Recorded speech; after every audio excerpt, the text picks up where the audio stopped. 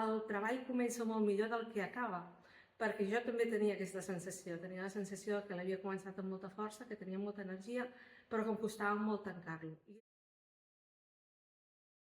Em dic Meritxell Perpinyà, soc fotògrafa documental i vaig fer el visionat a Fotosigma aquí a Pati Llimona l'any 2022 i el treball Perimenopausa va quedar guanyador en primera posició.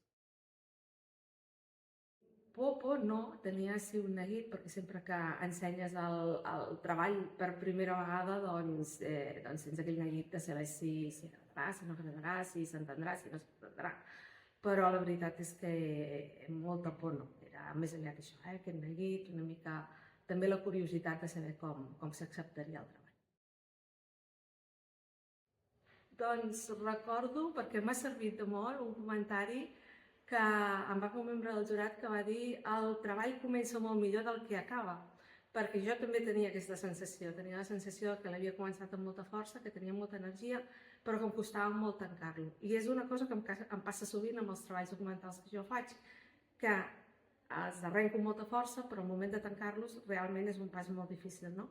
I aquest comentari em va servir molt perquè quan vaig sortir del visionat i vaig haver de començar a preparar les primeres exposicions, em vaig posar molt focus en el tancament del treball, em vaig esforçar molt a tancar-lo bé i em va servir justament perquè les exposicions quedessin el més quadrades possible.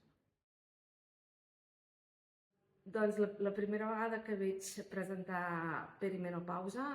ho vaig fer a Pati Llimona, ho vaig fer en els visionats Sigma i em va semblar un lloc, la veritat és que tenien molta cura de les persones que ens presentàvem, el jurat estava molt ben escollit i tot el que van ser les aportacions tant del jurat com dels membres de Pati Llimona van ser molt valuoses i sempre des del respecte absolut i per tant